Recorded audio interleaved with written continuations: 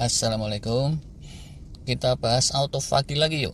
Kali ini dalam kaitannya dengan puasa Daud. Puasa Daud itu apa sih? Kalau para subscriber yang soleh-soleh tentu sudah tahu, tapi demi memberi info pada yang belum tahu, izin ya. Puasa Daud itu model puasa yang dulu kala dipraktekkan oleh Nabi Daud atau dikenal dunia barat sebagai David dalam kisah David versus Goliath, atau King David, father of King Solomon, Raja Daud, ayahanda dari Raja Sulaiman. Model puasanya itu sehari-sehari, alias alternative fasting, sehari puasa, sehari enggak, sehari puasa, sehari enggak, kayak gitu. Berdasarkan hadis Nabi, disebutkan bahwa umat Islam itu dilarang untuk puasanya setiap hari. Kalaupun punya antusiasme yang meluap-luap untuk berpuasa, ya udah, paling pol itu mempraktekkan model puasa Nabi Daud itu tadi, alternative fasting. Jadi, puasa Daud itu untuk muslim yang standar kelasnya sudah maksimal. Nah, belum lama ini ada yang tanya ya, bukan. Pertanyaannya bukanlah kenapa istri Pak Lurah Lambe ini dombli. Walah, kok terus minggu soal lambe. Pertanyaannya tuh gini ya, saya sudah rutin puasa Daud. Puasa Daudnya itu model omat, tidak pakai sahur. Apa bisa dipastikan saya selalu dapat autofagi? Good question, pertanyaan bagus. Sebagai reporter amatiran, saya pun terus cek sana-sini, sharing dari para ahli, dan mohon izin kali ini merangkumkan jawabannya. Pertama, kalau udah rutin puasa kayak gitu, dari sisi dapatnya sih pasti dapat autofagi insya Allah. Tapi apakah dapatnya itu mantep dan jos atau sekedar kelas ringan? Nah, ini perlu kita cermati lagi. Andaikan puasa Daud atau alternative fastingnya itu model 13-14 jam, maka kemungkinannya autofaginya itu dapatnya masih kelas ringan-ringanan saja. Walau begitu, yang tanya kemarin itu sudah bilang bahwa puasanya bukanlah model 13-14 jam, tapi seringnya model omat, one meal a day, alias nggak pakai sahur. Bisa 20-24 jam. Dengan durasi seperti itu, kita udah sering bahas ya. Secara umum itu autofaginya akan dapat banget, cukup mantep. Wong puasa Daud itu udah maksimal, apalagi pakai model omat, kok autofaginya nggak dapat? Terus mesti gimana lagi tuh? Akan tetapi, lah ini, pengetahuan baru nih mungkin untuk sebagian kita. Menurut para ahli, walau kecil persentasenya, tetap bisa saja yang puasa Daud model omat seperti itu, autofaginya nggak terlalu dapat. Udah dipraktekin beberapa lama, healingnya nggak terlalu berasa. Contoh nih ya, si Uye gitu, nyeri otot, nyeri tulang, atau Kang Bejo, gangguan pencernaan, kumat-kumatan mah, udah praktek berminggu-minggu, ternyata nggak ada perubahan sedikit pun. Lah, kalau itu terjadi, ada kemungkinan munculnya autofagi masih kelas ringan, kalaupun muncul.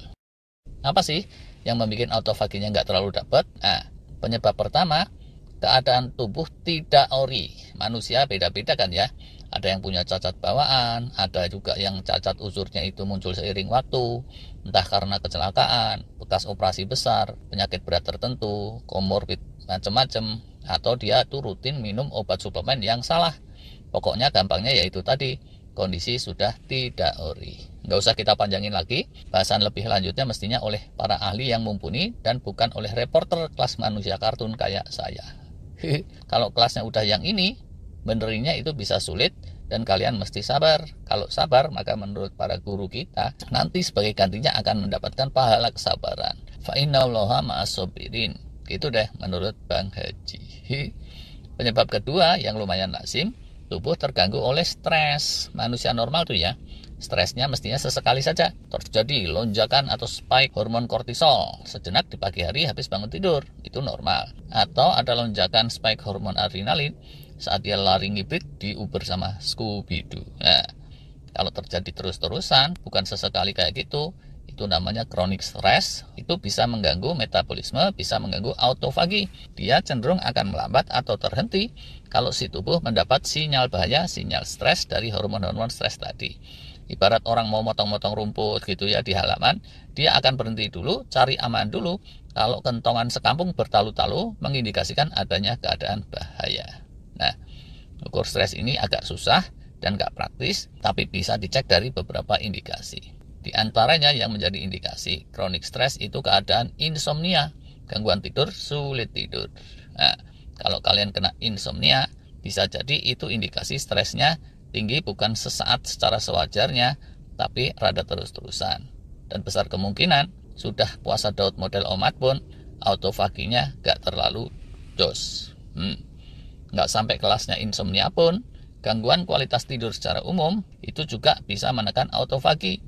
Kualitas tidur ini bisa diukur pakai wearable gelang kesehatan, praktis kalau pakai cara itu.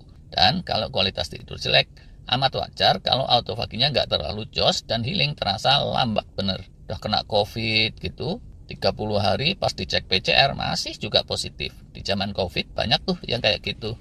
Lainnya lagi, penyebab umum itu salah-salah makan, kebanyakan makan obat chemical tertentu, atau kebanyakan makan suplemen konsentrasi tinggi, atau kebanyakan terpapar asupan toksik polutan dalam berbagai macamnya, itu akan melemahkan segenap mitokondria sel-sel tubuh kita. Dan karena mitokondria di dalam sel itu termasuk penjurunya kesehatan holistik, tidak mengherankan kalau terus autofaginya jadi meleret meredup. Proses healing atau repair di tubuh pun jadi jalan di tempat. Nah, terkait dengan salah-salah makan ini, ada keadaan lain yang bisa menghambat autofagi, yaitu keadaan mikrobiota atau gut microbiome yang terganggu. Yang gangguan saluran cerna gitu ya, atau kumat-kumatan mah, kalau gut microbiome-nya terganggu, itu beneran bisa nggak sembuh-sembuh. Ada luka iritasi gitu di saluran cerna, kemampuan healing repair kalah sama sumber iritasinya, yaitu muasalnya bisa dari mikrobiota itu tadi. Terus pH asam lambung yang normalnya di level 1 atau 2 melemah ke pH level 3 atau lebih. Ya udah, bisa kena GERD, bisa berasa ancur-ancuran terus-menerus. Dia bisa nggak ngerasain efek healing yang muncul setelah autofagi. Gimana ngatasinya? Kalau yang kelas berat, kami no comment. Kalau itu jatahnya para ahli. Tapi ya kebanyakannya yang ngalamin autofagi kehambat itu bukanlah karena hal-hal yang super berat. Nah, demi ngencengin autofagi dan healing, selain asupan-asupan yang sifatnya toksik tadi di stop atau diminimalkan, sebaiknya pas gak puasa dibanyakin asupan makanan minuman yang emang sudah diteliti oleh para ahli, termasuk promotornya autofagi. Kita udah banyak mengulas juga nih tentang itu. Ada polifenol kemarin, spermidin yang dulu itu, dan lain-lain yang ada kita sebut dalam beberapa video. Cara lain lagi, yang kemarin udah kita ulas juga, jalanin deh gut reset fasting. Puasa yang 26-27 jam. Nggak usah sering-sering, sebulan 1, 2, atau 3 kali itu udah cukup. Buat yang biasa puasa Daud, tentu ini relatif ringan dan seamless. Makan terakhirnya itu jam 5 sore, besoknya saat buka pun jangan langsung makan padat, cukup minum saja dulu 0 kalori sekitaran 1 jam, menjelang isya baru makan. Dapat itu fasting yang 26-27 jam. Harap maklum ya, healing atau reparasi yang sejati, yang kenceng dan mantap itu bukan pas autofaginya, tapi terjadinya bila autofaginya itu lantas diikuti dengan terpicunya stem cell. Dan stem cell ini akan cenderung kenceng juga selepas kalian menjalankan puasa 26-27 jam tadi. Catatannya di sini, healing dan reparasi itu terjadinya tidak instan, dia akan perlu waktu dan kesabaran. Tapi mestinya begitu stem cell sudah terpicu jauh di atas rata-rata biasanya, healing dan repair itu nggak akan terlalu lama juga, 2-3 minggu gitu aja udah berasa dan bukannya berbulan-bulan. Gitu deh, semoga bisa menjawab pertanyaan bagus yang kemarin itu. Sebagiannya dari para ahli, sebagiannya itu interpretasi dan pendapat saya sebagai reporter yang belum tentu benar. Lebih kurangnya mohon maaf, terima kasih.